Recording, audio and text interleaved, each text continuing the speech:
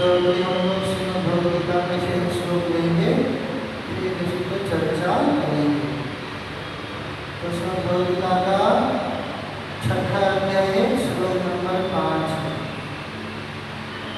उद्धरे आत्मनात्मानं नात्मनं अवयसादये आत्मा एव हि आत्मानं बन्धो एव देवात्मना। उद्धरे आत्मनात्मानं नात्मनं अवसादये आत्मैव आत्मनो बन्धो आत्मैव देवात्मना। इसका मतलब इस प्रकार है, मनुष्य को चाहिए कि अपने मन की सहायता से अपना उद्धार करे और अपने को नीचे न गिरने दे। यह मन बदले का मित्र भी है और शत्रु भी। मन बदले का मित्र भी है और शत्रु भी। तात्पर्य से गोपाल जी कहते हैं, प्रसंग के अनुसार आत्मा शब्द का अर्थ शरीर, मन तथा आत्मा होता है। योग पद्धति में मन तथा आत्मा का विशेष महत्व है, चूंकि मन ही योग पद्धति का केंद्र बिंदु है। अतः इस प्रसंग में आत्मा का तात्पर्य मन होता है। योग पद्धति का उद्देश्य मन को रोकना तथा इंद्रिय विषयों के प्रति आसक्ति से उसे हटाना है। यहाँ पर इस बात पर बल दिया गया है कि मन को इस प्रकार प्रशिक्षित किया जाए कि वह बुद्धि को अज्ञान के अज्ञान के जड़ से निकलकर इस जगत में मनुष्य मन तथा इंद्रियों द्वारा प्रभावित होता है। वास्तव में शुद्ध आत्मा इस संसार में इसलिए फंसा हुआ है क्योंकि मन मिथ्या अहंकार में लगकर प्रकृति के ऊपर प्रभुत्व जताना चाहता है। अतः मन को इस प्रकार प्रशिक्षित करना चाहिए कि वह प्रकृति की तरफ भरोसा खुश न हो और इस तरह बद्ध जीव की रक्षा की जा सके। मनुष्य को इतर विषयों में आक्रोश होकर अपने को प्रतीत नहीं करना चाहिए। जो जितना ही इंद्रिय विषयों के प्रति आकृष्ट होता है वो उतना ही संसार में फंसता जाता है। अपने को निरंतर करने का सर्वोत्तम साधन ये है कि मन को सदैव कृष्ण भावनाओं में निरत रखा जाए। फिर सबका इस बात पर बल देने के लिए प्रेरित हुआ है, अतः इसे अवश्य करना चाहिए। अमृत बिंदु की सबने कहा गया है, मनेव मनुष्याणां कारणं बन्धमोक्षयो बद्धाः विषयं संगो मुक्तेः विषयं मनः। मन ही मनुष्य के बंधन का और मोक्ष का कारण है। इंद्रिय विषयों में लीन मन बंधन का कारण है और विषयों से विरक्त मन मोक्ष का कारण है। अतः जो मन निरंतर कृष्ण नाम में लगा रहता है वही परम मुक्ति का कारण है। इसको यहाँ पे सुनने के सिद्ध होता है। ओम अज्ञानतिमिरान्धस्य ज्ञानाञ्जनशलाकया चक्षुरुन्मीलितं येन तस्मै श्रीगुरुवे नमः। श्रीचैतन्यमनोभीष्टं स्थापितं येन भूतले स्वयं रूपं कदामह्यं ददाति स्वपदान्तिकं।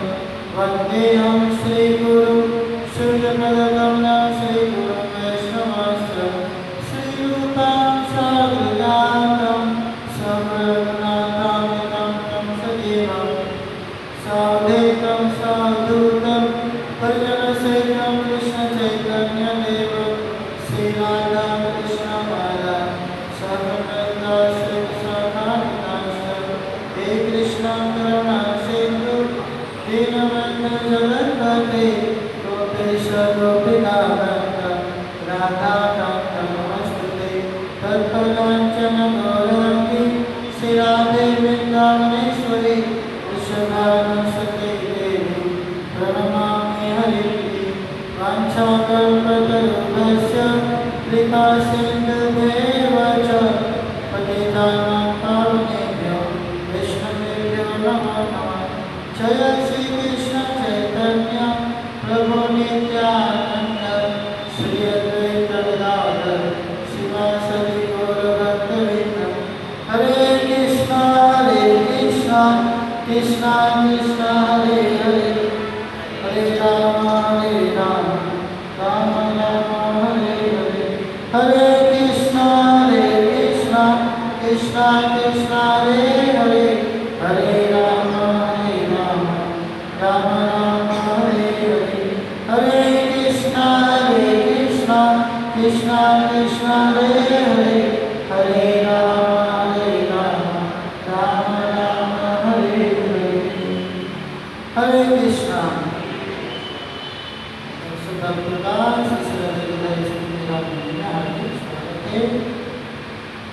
तो श्रीमद् भगवद गीता का 6ठा अध्याय चल रहा है, जिसमें भगवान श्री कृष्ण अर्जुन को ध्यान योग के विषय में बता रहे हैं।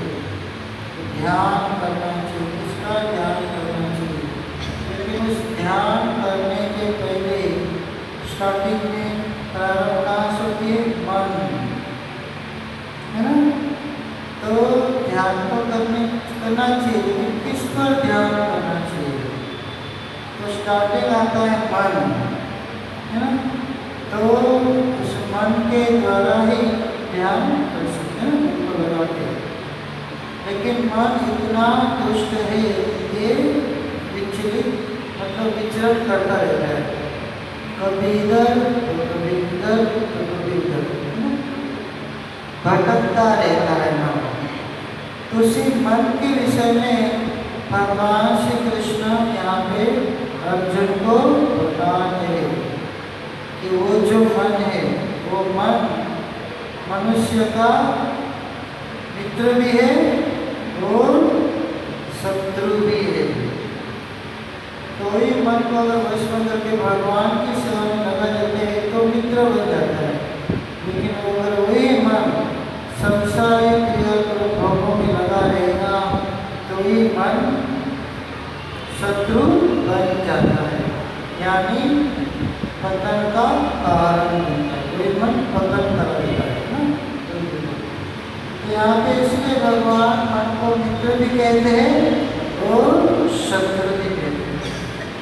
तो भगवान कहते हैं कि मनुष्य को चाहिए कि अपने मन की सहायता से अपना उद्धार करे, मन की सहायता से अपना उद्धार करना चाहिए।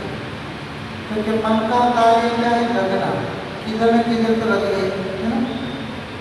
लगी गई या घर में या परिवार में या समाज में या सांसारिक नौकरी में, किधर किधर लगी गई, मन को लगाना ही पड़ेगा, है ना। तो भगवान यहाँ पे बताते हैं कि मनुष्य को चाहिए कि अपने मन की सहायता से अपना उद्धार करे। इस प्रकार मन की सहायता से अपने को उद्धार करना चाहिए, नीचे न गिरने दे। नीचे गिरने का अर्थ है जो मन संसार में लगता है तो बंधन का कारण बनता है, नीचे गिर जाता है। लेकिन वो ये मन अगर भगवान में लग जाता है, भगवान की सेवा में, तो उसका उद्धार होता है, तो मुक्ति का कारण बन जाता है। तो किसके ऊपर डिपेंड करता है? व्यक्ति के ऊपर डिपेंड करता है। अभी मनुष्य के हाथ में है कि वे अपने मन को कहाँ लगाते हैं। तो प्रभुपाद जी तात्पर्य में यहाँ पे बताते हैं कि प्रसंग के अनुसार आत्मा शब्द अर्थ है शरीर, मन तथा आत्मा। योग पद्धति के मन तथा आत्मा का विशेष महत्व है। योग क्रिया होती ना, उसमें मन को ही लगाना होता है, ध्यान करना चाहिए।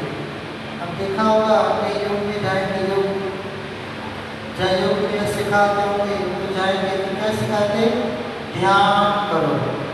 लेकिन किसका ध्यान करना चाहिए? भगवान का नहीं बताते। क्या बताते? शून्य का ध्यान करो। शून्य का ध्यान करने से आपको शांति की अनुभूति होगी।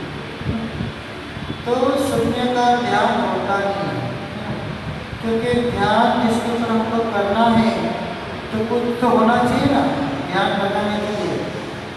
शून्य में क्या ध्यान लगाएंगे मतलब कुछ नहीं, वहाँ तो कुछ है ही नहीं, वहाँ कुछ भी नहीं है तो शून्य में क्या ध्यान लगाएंगे। तो ध्यान करने के लिए कुछ विषय होना चाहिए, कुछ ना कुछ होना चाहिए, क्रिया होनी चाहिए ताकि उसके ऊपर ध्यान लगा सके।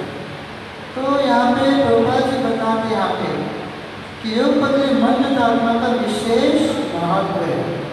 तो इस प्रकार लोग शून्य का ध्यान लगाते हैं, लेकिन वास्तव जो भक्त होते हैं कहाँ ध्यान लगाते हैं, भगवान में ध्यान। क्यों? क्योंकि भगवान एक व्यक्ति है।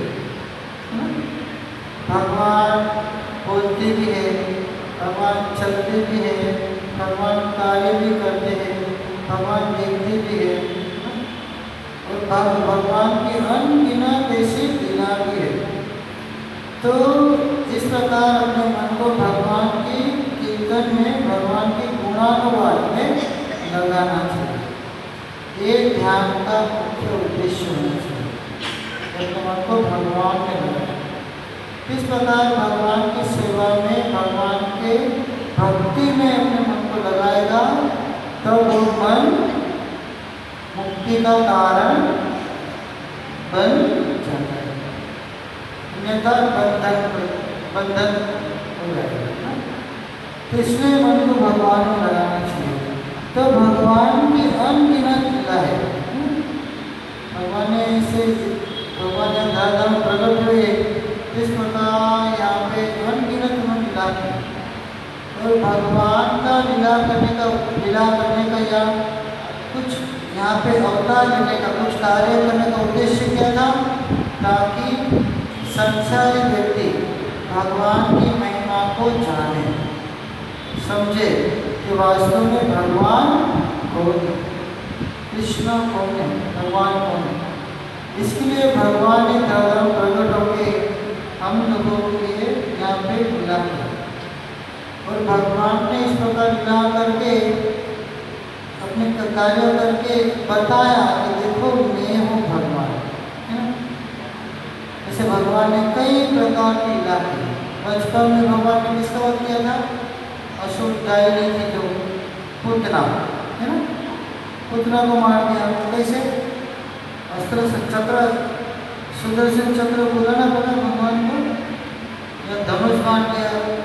नहीं, बड़े प्यार से हंसते हंसते खेलते खेलते भगवान ने दूध पीते पीते पुत्रों को मार दिया, है ना। दूध भी पिया और मार दिया। तो भगवान ने होठों से मार दिया उसको। इसे कहते भगवान सर्वशक्तिमान, इसे कहते सर्वशक्तिमान। और ऐसे भगवान ने कितने सारे असुर का चुनाव, तगासुर, बकासुर, कालासुर, है ना। बाद में आखिर में 7 साल में भगवान ने गिरि गोवर्धन पर्वत को धारण किया, 7 दिन 7 रात लगातार। कोई कर सकता है? कर सकते कोई है? पर्वत को धारण कर, चलो पर्वत को नहीं, 5 किलो का पत्थर उठा के दिखाए, उठा तो लेगा लेकिन धारण करना यानी उसको रखना लगातार वो बड़ा मुश्किल होता है। और 10 किलो का पत्थर भी उठा के रख नहीं सकते, उठाएंगे लेकिन तुरंत पटक देंगे, है ना, ऊपर रख नहीं सकते।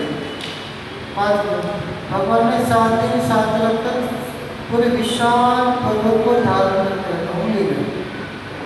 लेकिन व्यक्ति 5 किलो का पत्थर भी 1 घंटे 2 घंटे से उठा के कर सकते, बोर हो जाएगा, उसके हाथ दर्द करने लगेगा, हाथ दुखने लगेगा, है ना, नहीं कर सकते। ऊपर दोनों हाथ से उठा करके नहीं देख सकते, परेशान हो जाएगा बेचारा, है ना। तो ये इसे कहते हैं शक्तिमान। तो भगवान सर्वशक्तिमान है। तो भगवान ने इस प्रकार छोटे से उम्र में 7 साल की उम्र में विशाल गोवर्धन पर्वत को धारण करके दिखाया, और वो भी बड़ी आसानी से। ऐसा नहीं कि बल लगाना पड़ा, शक्ति लगानी पड़ी, इतना मसल दिखाने पड़े, है ना। कपड़े फाड़ के कपड़े उतर के मसल दिखाते और वजन उठाते। भगवान को ऐसा करने की आवश्यकता सरल सिंपल थे। तो जितने भी भगवान गए भी थे, दूध पीते थे, मक्खन खाते थे, मक्खन खा के एकदम शक्तिमान होते थे। यशोदा माता का हाथों का मक्खन खा के भगवान शक्तिमान होते थे। इस प्रकार भगवान ने बड़ी सरलता से गोवर्धन पर्वत जो विशाल था उखाड़ दिया, उखाड़ के उंगली में धर दिया। इसे कहते सर्वशक्तिमान। इस प्रकार भगवान यहाँ पे आए धराधाम में, भोग वृंदावन में, और लीलाओं को प्रकट करके इस बताया कि देखो मैं हूँ भगवान। ये कृष्ण कर सकते और कोई नहीं कर सकते। यहाँ तक कि देवी देवता भी समर्थ नहीं है इस प्रकार कार्य करने में, तो भगवान कर सकते। इसलिए कृष्ण को पूर्ण पुरुषोत्तम भगवान कहा गया। और इसका पुष्टि कौन करते हैं? स्वयं सुखदेव गोस्वामी कहते पुरुषम कृष्णस्तु भगवान स्वयं के राम नरसिंह वराम जितने भी अवतार है सब कृष्ण से ही आते हैं, लेकिन कृष्ण मूल है। ये सब अवतार है, ये वो अवतारी है। अवतार में अवतारी में अंतर है। अवतारी मतलब जिससे सब कुछ निकलता है। तो इसलिए कृष्ण को पूर्ण पुरुषोत्तम भगवान कहा गया। तो अपने मन को एकाग्र करना है तो पूर्ण पुरुष भगवान में करना चाहिए। इसलिए भगवान धाम में आके विलाप करते हैं, अलग अलग प्रकार के विचित्र प्रकार के कार्य करते हैं। तो इन विलाप को चिंतन करना, उनके बारे में सुनना, उनका कीर्तन करना, इस प्रकार उसमें अपने मन को लगाना, इसी को कहते हैं भक्ति। भक्ति तो अलग चीज नहीं है ना? ऐसा नहीं कि कोई वस्तु है, नहीं। भक्ति यही है कि अपने मन को भगवान से कृष्ण के गुणानुवाद में लगा देना, यही सरल भक्ति। और इसी भक्ति के द्वारा व्यक्ति संसार के बंधन से मुक्त होकर परम धाम वैकुंठ लोक भगवान के धाम को प्राप्त हो जाए। ये कलयुग का साधन है। कलयुग में यही सरल साधन बताया श्री सुखदेव गोस्वामी। कितना सरल, देखो भगवान का कीर्तन करो, प्रसाद खाओ, भगवान को प्रसाद खाओ, नाचो गाओ मस्त, तो टेंशन। छोटा सा छोटा बच्चा बड़े से बड़े व्यक्ति भी नाच सकता है कीर्तन में, लेकिन भगवान के कीर्तन में नाचना चाहिए। भगवान के सामने नाचते ना तो भगवान बड़े प्रसन्न होते हैं। भगवान को नाच गान बड़ा प्रिय है। भगवान को नाच गान बड़ा ही प्रिय है। इसलिए भगवान जब चलते हैं ना, कथा गान्यम नाट्यम गमन भी मनुष्य प्रिय सभी। परमपिता ब्रह्मा जी कहते हैं कि भगवान चलते तो नाचते हुए चलते हैं, भगवान बोलते तो गाते हुए बोलते, सुर में, ताल में। तो भगवान को नृत्य बड़ा प्रिय है और नाचते भी है। तो जैसे तैसे के ऊपर नाचते नहीं है। किसके ऊपर नाचा था? कालिया के ऊपर, है ना? कालिया सर्प के ऊपर नाच भगवान ने कालिया सर्प के ऊपर नाच के दिखा दिया। कोई कर सकता है? सांप के ऊपर नाच सकता है? सांप आएंगे तो सब डर जाते हैं। वो तो कालिया था, विशाल सर्प था, जिसके 100 फन थी, 100 फन की सर्प। तो सर्पों की भी अलग अलग जाति होती है, अलग अलग। कुछ सर्प होते हैं 1 फन वाले, कुछ 3 होते हैं, कोई 5 होते हैं, कोई 7 होते हैं, है ना? कोई 10 होते हैं, कोई 15। इस प्रकार सहस्त्र जातियाँ हैं सर्पों की भी। तो सर्प लोग कहाँ रहते हैं? ब्रह्मण के नीचे, पाताल में नीचे द्वीप है, वहाँ पे निवास करते सर्प लोग, है ना? तो भी प्रकार वो भी एक योनि है, सर्प योनि। इसमें वो भी एक जीवात्मा है। तो भगवान ने संसार में सबकी सृष्टि की है ना, पशु की, पक्षी की, है ना, जल की, सबको सृष्टि किया, सर्पों के, इन सबको सबकी सृष्टि किया। लेकिन बाद में भगवान ने सबको स्थान भी दिया है ना। सर्प कहाँ रहते नीचे रहते है ना, मछली कहाँ रहते पानी में, पक्षी कहाँ रहते आसमान में, पेड़ पौधे थे, पक्षी रहते हैं, मनुष्य पृथ्वी पे चलते हैं। तो भगवान ने इस प्रकार सृष्टि करके सबको अलग अलग प्रकार के स्थान दिया कि देखो तुम्हें यहाँ रहना, यहाँ रहना, यहाँ रहना। तो इस प्रकार कहा गया, बड़ा खतरनाक था। लेकिन इस खतरनाक सर्प को भगवान ने नाच करके दिखा दिया। हालांकि भगवान उनके साथ युद्ध कर रहे थे, लेकिन भगवान का युद्ध कला भी एक प्रकार का नृत्य बन गया। एक फल से दूसरे फल, दूसरे से तीसरे, इस प्रकार नाच खुद ही मारे थे। एक प्रकार से कालिया से लड़ाई कर रहे थे, लेकिन लड़ाई करना भी भगवान का नृत्य बराबर। खेल खेल में भगवान कार्य करते, जो भी कर रहे। हमारा ऐसा खेल खेल नहीं होता है, लेकिन भगवान का प्रत्येक कार्य, किसी असुर को मारना है तो खेल खेल में, ये है भगवान। तो भगवान निर्भय है, भगवान को किसी चीज से डर नहीं, इसे कहते हैं भगवान। लेकिन हम सबको भय है, और मनुष्य का सबसे बड़ा भय क्या है? मृत्यु, है ना। मृत्यु का भय सबसे बड़ा है। कोई मरना चाहेगा?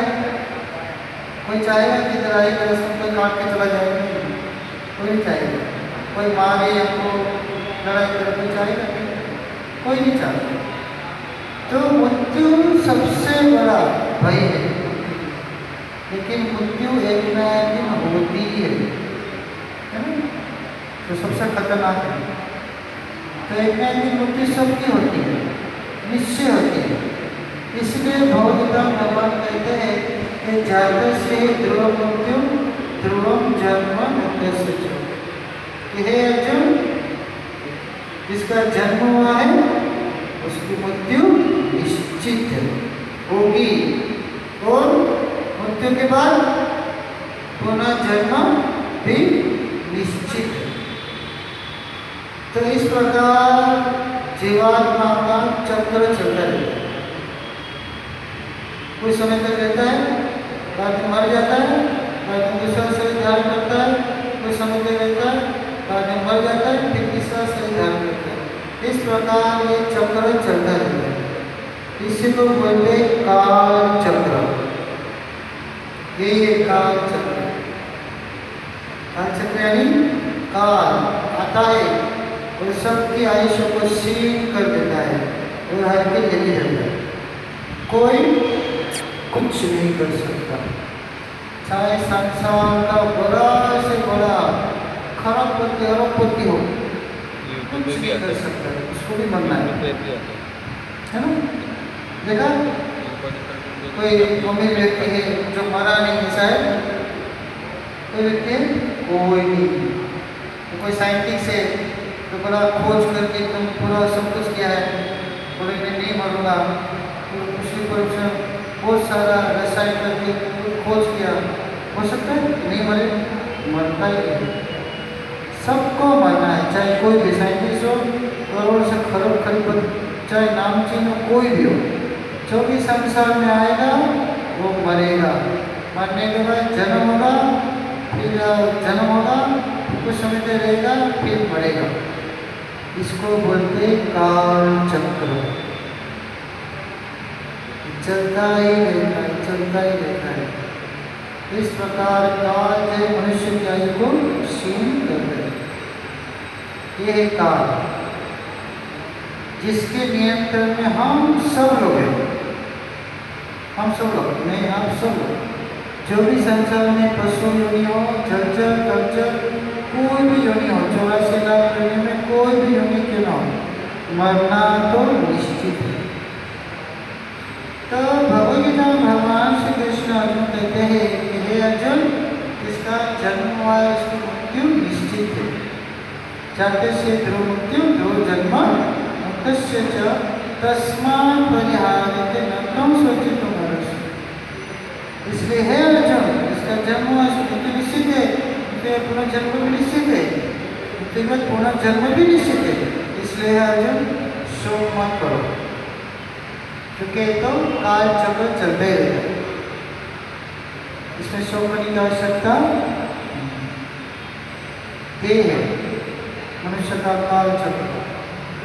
लेकिन हम लोग जीना चाहते हैं, अधिक से अधिक जिएंगे, चाहे कुछ भी करना पड़े, किसी को ठगना पड़े, चोरी करना पड़े, डकैती डालना पड़े, कुछ भी करना पड़े, करेंगे, लेकिन जिएंगे, है ना, अच्छे से जिएंगे। और करोड़पति बन जाएंगे तो उस डॉक्टर को बोलेंगे अच्छा डॉक्टर लेके हम लोग इस प्रकार इलाज कराएंगे और अधिक जिएंगे।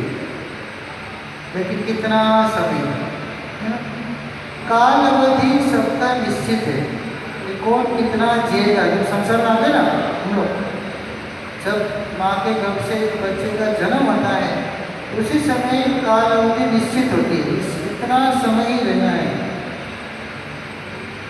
और बाद में जाना है, छोड़ना पड़ेगा।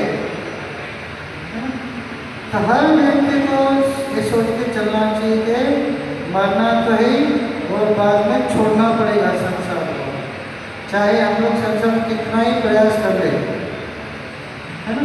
ये निश्चित होना चाहिए, ये जानकारी होनी चाहिए, तो होगा ही, मानो या ना मानो। कोई मानते ठीक है, नहीं मानते फिर भी होगा। ऐसा है कि मैं मानता नहीं मुझे को, मैं तो मरूंगा नहीं, मैं किसी को मानता नहीं, शास्त्र वास्तव को मानता नहीं, कृष्ण को मानता नहीं, मैं नहीं मरूंगा। ऐसा होगा संभव है? मरेगा, वो सबसे पहले मरेगा। क्यों? क्योंकि भयभीत है, भयभीत, एकदम घबराहट, रात दिन सोचता रहता है, तो मैं मरेगा, अभी मरूंगा, अभी मरूंगा, है ना, रात दिन उसी दिमाग में चलता रहता है। तो हर दिन मर रहा है भय के मारे, है ना। तो ये होता है। तो इसलिए व्यक्ति को चाहिए कि ये जाने कि एक न एक दिन शरीर को हमको छोड़ना ही पड़ेगा। इसलिए व्यर्थ ही इस प्रकार संसार में फंसे कि हम लोग, इससे अच्छा है कि संसार बंधन से मुक्त होकर हम अच्छे लोक में, लोकांतर में जाएं, ताकि जहाँ पे अच्छा जीवन प्राप्त हो, जिसका वर्णन भगवद गीता में, भागवत में दिया गया है। हमारे वैदिक ग्रंथ है ना, वैदिक ग्रंथ हमारे गीता भागवत बड़े महान है, उसको सामान्य नहीं मानना चाहिए, उसके ऊपर विश्वास करना चाहिए। बड़े महान ग्रंथ है कि हम इन ग्रंथों में सब कुछ दिया गया है कि व्यक्ति कहाँ जाएगा, मरने के बाद किस लोक में जाएगा, और कौन सा कर्म करने से उनको कौन सा फल मिलेगा, अच्छा करेगा तो क्या मिलेगा, बुरा करेगा तो क्या मिलेगा, सब कुछ दिया गया है। इस बात को हमको थोड़ी देर स्वीकार करना चाहिए, मानना पड़ेगा, मानना चाहिए। अलग अलग लोकांतर भी, ऐसा नहीं है कि नहीं यही जगत सब कुछ है, नहीं, इससे भी बड़े श्रेष्ठतम वस्तु है जिसके विषय में हमको ज्ञान। कोई अमेरिका नहीं गया होगा, उसको बोलेंगे अरे अमेरिका ऐसा देश है, बड़ा सुंदर सुंदर स्थान है, बड़ा सुंदर बीच है, वहाँ पे इतना सुंदर, ये सुंदर, कोई गया नहीं होगा, उसको बताएंगे तो बोलेगा अरे मैं देखा नहीं, मैं विश्वास नहीं करता। तो उसके विश्वास करने से, ना करने से क्या अमेरिका नहीं रहेगा? तो रहेगा ही ना, तो देश तो रहेगा ही, चाहे मानो या ना मानो, तो व्यक्ति के ऊपर डिपेंड करता है ना, माने ना मानो तो रहेगा ही, इसी प्रकार। तो हमारे ग्रंथ, जो वैदिक ग्रंथ है ना, हमको सब कुछ बताते हैं। इस बात पे हम लोग विश्वास करें ना करें, लेकिन ये वास्तविक है। और सभी आचार्यों ने, बड़े बड़े महान जन, बड़े बड़े भगवान के भक्तों ने, आचार्य लोग ने परंपरा से इसको स्वीकार किया। ब्रह्मा जी ने, श्री नारद जी ने, वेद व्यास जी ने, सुखदेव गोस्वामी ने, सब लोग ने एक मन से स्वीकार किया है, इसको माना है। इस प्रकार अलग अलग लोगों को प्राप्त किया है। तो हमको मानना चाहिए कि अलग अलग लोग लोकांतर भी है। ऐसा नहीं उसके लिए कुछ प्रक्रिया करना पड़े, देखेंगे तब जाके हम मानेंगे, नहीं ऐसा नहीं। शास्त्र की बात को मानना चाहिए। इसीलिए हमारे वैदिक ग्रंथ जो है ना, गीता भागवत बड़े महान है, सब कुछ दिया गया है। नीचे के लोक में कितने किलोमीटर में कौन सा लोक है, नीचे के लोक में क्या क्या है, ऊपर के लोक में कौन से किलोमीटर में कितना लोग, कौन से लोग है, और वहाँ क्या क्या है, क्या क्या कार्यक्रम होते हैं, सब कुछ दिया गया है। इस प्रकार 14 लोगों का, अलग अलग ब्रह्मांडों का सारा वर्णन दिया गया है। सृष्टि कैसे होती है, उसका पालन पोषण कैसे होता है ना? कैसे बादल में पानी भरता है और बाद में पानी भरने नीचे बरसता है ना? इस प्रकार तो साइंस सब जानती है ना, सब पढ़ाई है। तो इस प्रकार सूर्य की प्रखर किरण से समुद्र का जो जल है इस प्रकार भाप के रूप में ऊपर आता है, वही बादल होता है, बाद में वो वर्षा के समय पानी के रूप में। तो देखिए कितना सुंदर साइंस है, लेकिन ये बनाया किसने? ये सारी प्रक्रिया कैसा होगा, ऐसा होना चाहिए, ये सिस्टम किसने बनाया? भगवान ने बनाया। अलग अलग जगह पे अलग अलग लोग वहाँ पे स्थित है। नीचे गिर गए तो क्या होगा? खत्म। सूर्यदेव देखो इस प्रकार से, अगर सूर्यदेव इतना समय से घूम रहा हूँ, खड़े लेके थक गया मैं, चलो थोड़ा नीचे